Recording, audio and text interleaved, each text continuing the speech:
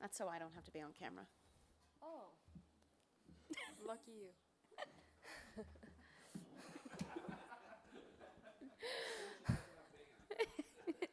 No, I'm good over here in the corner. Welcome back here inside the Media Center here at the Amundi Evian Championship. I am pleased to be joined by Rose Zhang. Rose, welcome to the Amundi Evian Championship once again. What is it like to be back here in Evian, France? It's incredible. The first time that I came out of the U.S. to play a golf tournament was at the Evian Junior Cup when I was 14. So just coming back here brings a lot of memories, and I was able to play the last 2 years as an amateur here and have that opportunity to be inside the ropes with pros. So it's really cool to just have that experience now and kind of start afresh as a professional. I know you had a week off last week. We're able to kind of relax a bit. How much did that off week really prepare you for this European swing? It helped a lot just because it was kind of like a moment in time where I can settle down a little bit.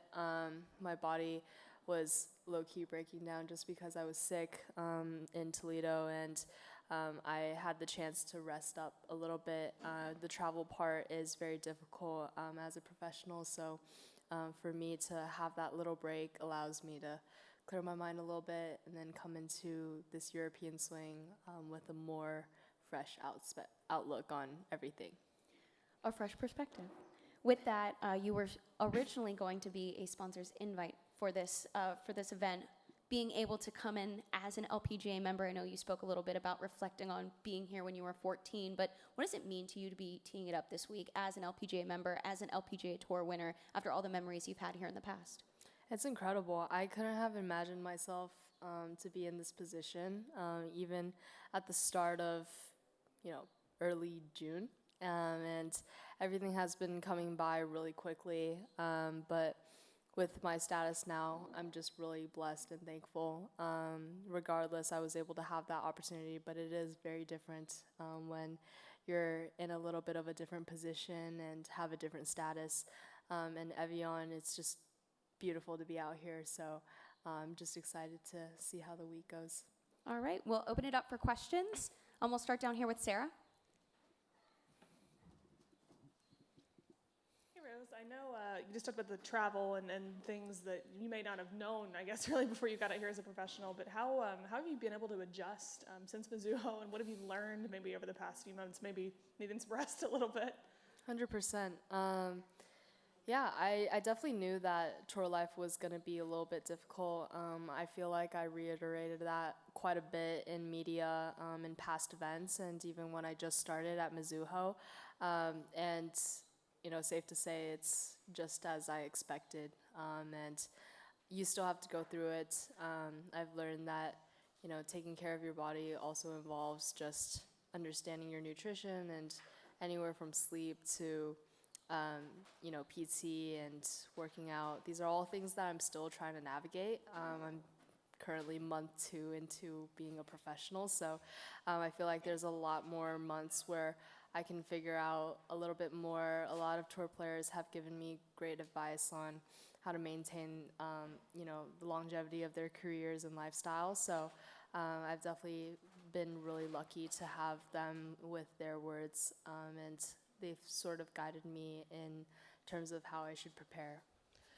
This golf course in particular, I know it's quirky, but what parts of it do you feel like you know really well, and what advantages do you feel like you have considering your kind of game?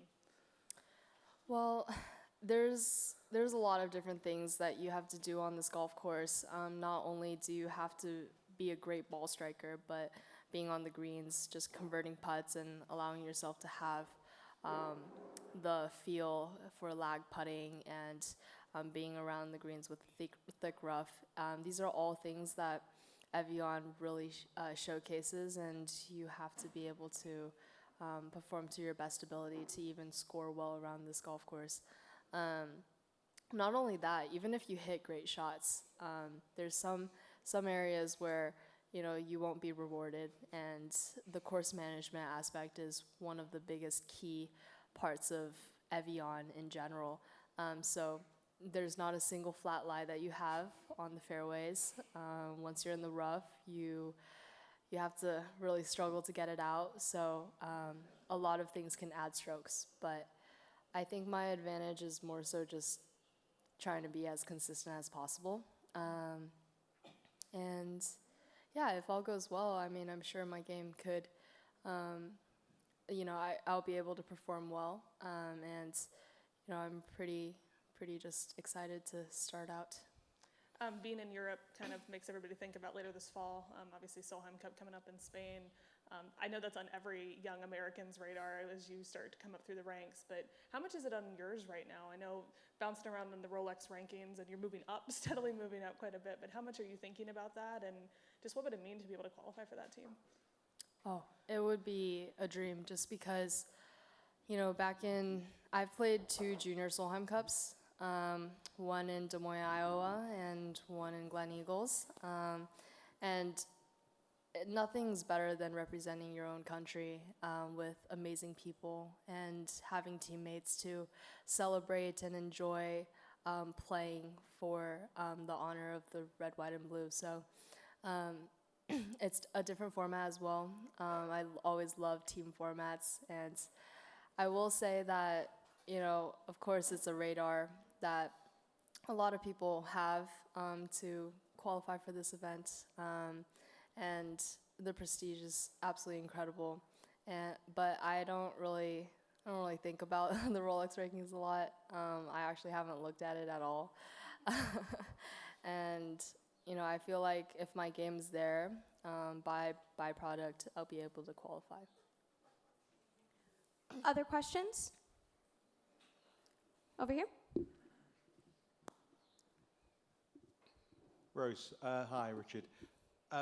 Talking of your experience here when you were in 2014, so you played, did you say that was the first time you played golf outside of the US? Yes, golf outside of the US, but not in 2014, when I was 14. Okay, so when you I think were 14. it was possibly 2017. Okay, but you'd been abroad, obviously, but just not playing golf competitively, is that what you mean? No, I basically qualified for Team USA, and it was the first time overseas that I've played a tournament. Okay. So Evian was kind of my first exposure to European golf and golf outside of the US. And was there anyone else playing in that Evian Junior Cup that we may know of? Or? Yes, actually Alexa Pano was my other teammate, and on the guys' side, we had Eli Tran and Jackson Van Paris, who is currently in college and playing for Vanderbilt. And how did it go? It went well. We won. We got first place, and then Jackson Van Paris, I think he got first in gold, and I forgot if I tied third or something of that sort. You did fine. Yeah. Okay, good. That's all I want to know. Thank you. All right, behind. Hi, Rose. I think you have a lot of French friends, people you know. Could you talk about your relationship with French people and French friends, and how about your French language? Yes, I do not speak French. Has nothing to do with all the French friends and close friends that I have here. A lot of my French friends, they live in Paris, the middle of Paris. So in the last couple of years, I've been able to come over every single year and kind of stay at their place, play golf with their kids, and I created or formed a really close relationship with all of them. And on top of that, when I came to Evian Junior Cup, I made a really close family friend now who basically, kind of takes me under their wings when I'm here in France, and it's been just a really enjoyable time. I've really created close bonds with them.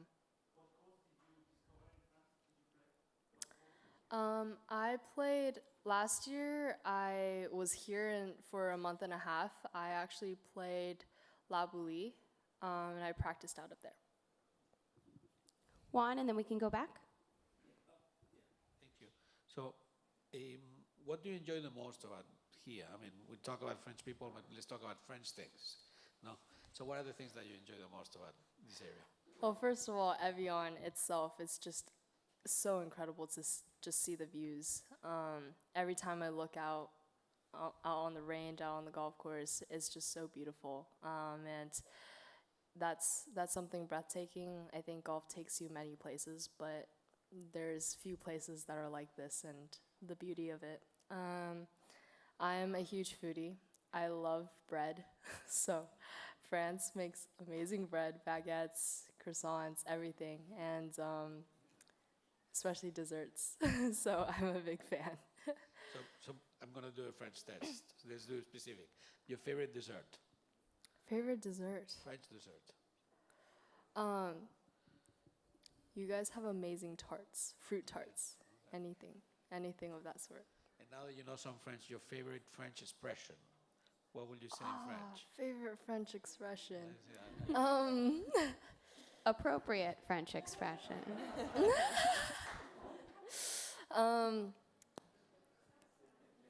I learned one line, one sentence.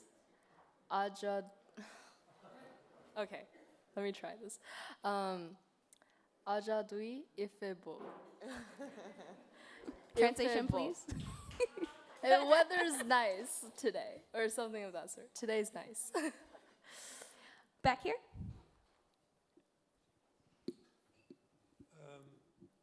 Why Stanford girls are so good as a team, week in, year out? How do we manage that? Second question is... Stanford. Stanford. Stanford's really incredible. Just the people that Coach Walker has brought onto the team. Not only are they great players, but they're great people and they have great personal character. And I think that's what really bonds us together, because not only are we decent athletes, really high profile athletes, but we also have the intelligence and intellectual aspect of us where golf is not just our own identities, but we have a life outside of golf. And all 10 of us, the last 2 years that I've been there, we've created such a bond that's not only built through golf, but outside of it. And we are the closest of friends. And that allows us to, I guess, push ourselves further, because we see each other every single day at the golf course, at the practice facility that we're at, and we push each other further to work harder. If someone's better at doing something, we ask each other how we should improve, and everyone's creating an open environment for becoming better. And I think that's the push that allows us to be so great at what we do.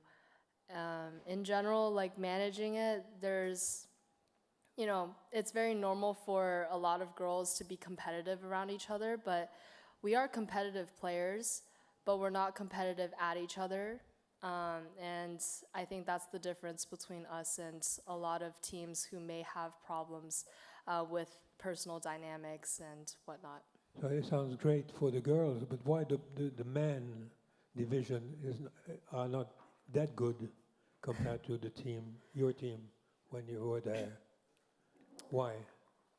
I wouldn't say that's accurate, just because every single year, every single player has their own struggles and their own personal journeys and paths. Therefore, I think our men's team are just as talented, and I've seen them work really hard. I think they're really driven, and I'm sure scores will come around, and they've actually played really well this past year. So I'm really looking forward to how they continue to grow as a team. You haven't decided to finish the study and get your diploma, or what? Passing through the pro world, becoming a pro, you're not finishing your studies? No, I will be continuing to finish my studies in the next 2-3 years. I've actually talked to my counselors about how I can balance that schedule around, my pro golf life, and we've been slowly coming up with a plan on how to manage my studies, because that is something that I'm very passionate about, and I believe that it's something that I want to complete in my life. All right, Sarah, and then we'll wrap after this. I don't know if you've heard, but Jenny Bay, who I know you kind of faced off against at the NWA, just won back-to-back events in the Epson Tour. And just having won in the LPGA, both of you having so much success so early in your pro careers, I don't know if you could speak to that and what kind of player maybe Jenny is, or how maybe impressive that is to win in back-to-back weeks. Of course, Jenny is absolutely amazing. I'm so happy for her, for all her success thus far, and I'm sure that you won't hear that name. You'll continue to hear that name. I actually texted her, and we've always pumped each other up, and we were in the same Curtis Cup practice session together, so we really created a really good friendship from there. But I think her game is, very solid. She hits it far, and she's a great ball striker. Her chipping and putting are also immaculate, and she's not fearful of anything. So I expect to see her a lot more, and I couldn't be more happier. And just one more here, and then we will wrap. Just a quick question, as we're starting the last major of the year, of all the majors that there are for the women, which is your first preference to win first? Oh. And most important? To be honest, I haven't really thought about that, and I don't think I can put a good answer to it, just because if you win a major regardless, that's already an accomplishment on its own. So if I can win one major, that's good enough for me. No, but as like for a lot of the guys in tennis, Wimbledon is the grandfather of the tennis world. Yes. So, I mean, for you, with all you're getting ready to accomplish great things. What would be what is the one major you wish to win the most? Let me put the question that way then. I really don't think I can answer that. I have no idea, to be honest. Every single event is unique in its own nature, and I don't think I can put preferences to any single event that's out there, just because every single staff is different, the organization, the venue, food, like just everything leads up. And then also I would probably be at different, aspects of life when I'm playing each event, so I can't really tell you which one would be more preferable to win. And I don't think there is a major that's just the grandfather of everything. I think every single event is unique in its own. All right. Well, thank you, everyone, and thank you, Rose. Thank you. 2018. 2018, I was in France for Paris.